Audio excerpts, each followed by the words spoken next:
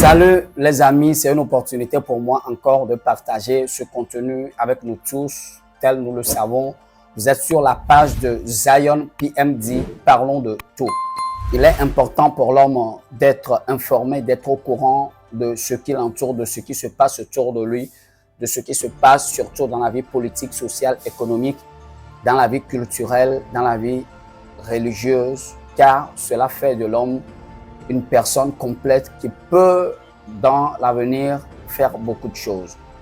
Sans l'information, nous sommes dans le noir. Sans l'information, nous sommes dans l'obscurité. Alors, l'information nous éclaircit les idées et l'information nous permet de tirer la conclusion, de comprendre certaines choses et de faire l'analyse de certaines choses pour mieux savoir comment vivre notre vie sur Terre avant que le Créateur ne puisse nous appeler un jour, et c'est important.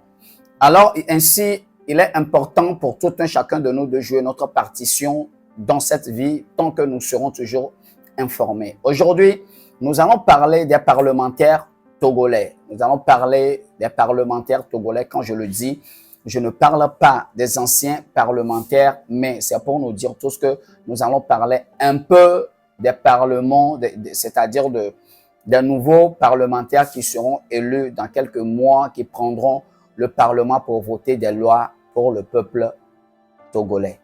Je n'oublie pas de saluer mes abonnés, de vous dire coucou. Je n'oublie non plus de dire à mes nouveaux abonnés que je vous aime tellement.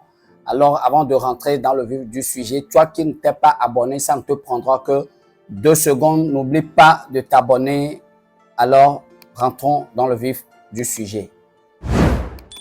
C'est important de parler des parlementaires car aujourd'hui, nous avons constaté que le nombre de parlementaires au Togo a considérablement évolué et nous sommes passés de 91 à 113. Beaucoup de personnes se posent la question si c'est évident que le Togo passe de 91 à 113 parlementaires dans notre Parlement, à 113 députés, si c'est important, si c'est bon, si c'est bien pour le Togo. Alors moi, je voudrais dire quelque chose qui est très important, que le gouvernement togolais a échoué à sa mission et l'opposition a montré sa limite de force devant ce gouvernement togolais. Sans plus tarder, nous allons faire une petite comparaison entre le Bénin et le Togo et nous allons voir de quoi s'agit-il. Nous prenons par exemple le Bénin avec 112 622 km², avec 12 préfets, 77 maires, 109 députés, et puis avec une population de 13 531 365 habitants. Alors nous allons voir que les mairies ont considérablement diminué. Nous avons 77 mairies au Bénin qui a 112 622 km² par rapport au Togo, qui a 56 600 km² avec 39 préfets, 117 maires, 113 députés qu'on est en train de dire à partir de ce moment, sur une population de 8 millions d'habitants. Alors si nous prenons par exemple les 113 députés par rapport à 8 millions d'habitants au Togo, nous aurons 70 796,46 habitants par député. Pour l'arrondir, nous avons 70 797 personnes par député. Nous allons en venir aux dépenses des députés. Est-ce que nous sommes sûrs au Togo, la manière dont les députés sont payés, logés, les députés ont je dirais des atouts, des avantages. Leur voyage qui est payé par le contribuable togolais, tout ce qu'ils font est payé par le contribuable togolais. Est-ce que vous êtes sûr que 70 797 personnes peuvent supporter toutes ces dépenses d'un seul député? Je vous l'ai dit dans l'un de mes contenus passés que le Togo n'a besoin qu'au plus de 40 députés. À l'Assemblée nationale togolaise, les Togolais n'ont besoin que de plus de 40 députés.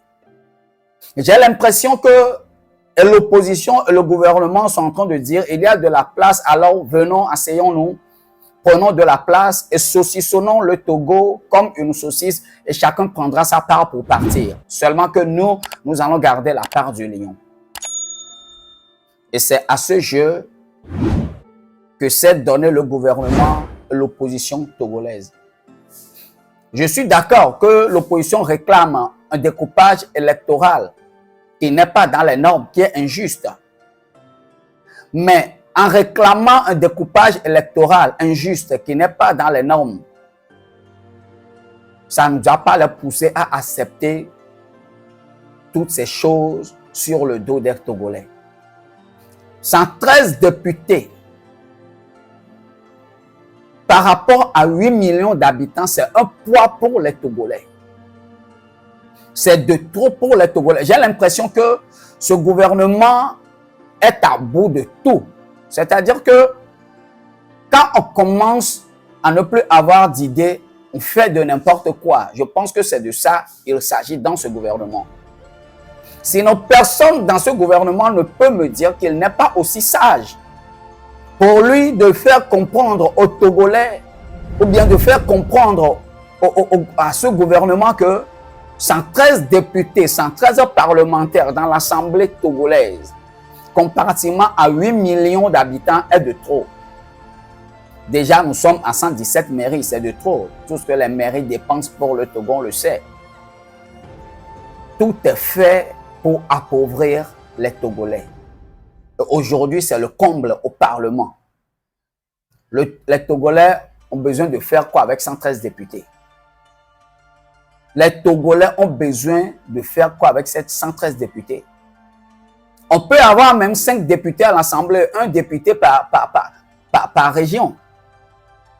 Ce que les Togolais veulent aujourd'hui, la première chose, c'est l'alternance au plus haut niveau de l'État, c'est-à-dire l'alternance à la magistrature suprême de l'État.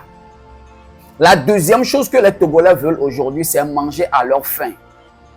C'est-à-dire que ce n'est pas le nombre de députés au Parlement, ce n'est pas le nombre de mairies, ce n'est pas le nombre de préfectures, 39 préfectures dans ce petit Togo de 56 600 km² par rapport au Bénin qui a seulement 12 préfets avec 112 600 km².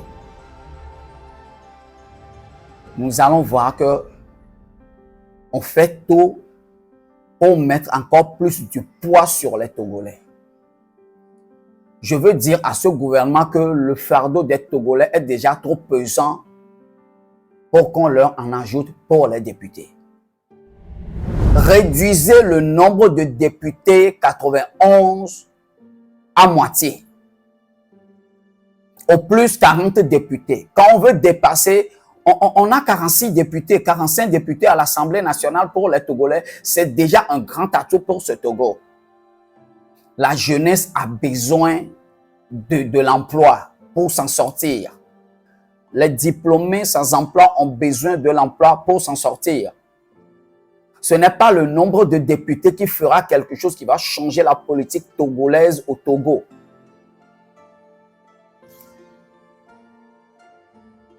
L'opposition doit prendre ses responsabilités et le gouvernement togolais aussi.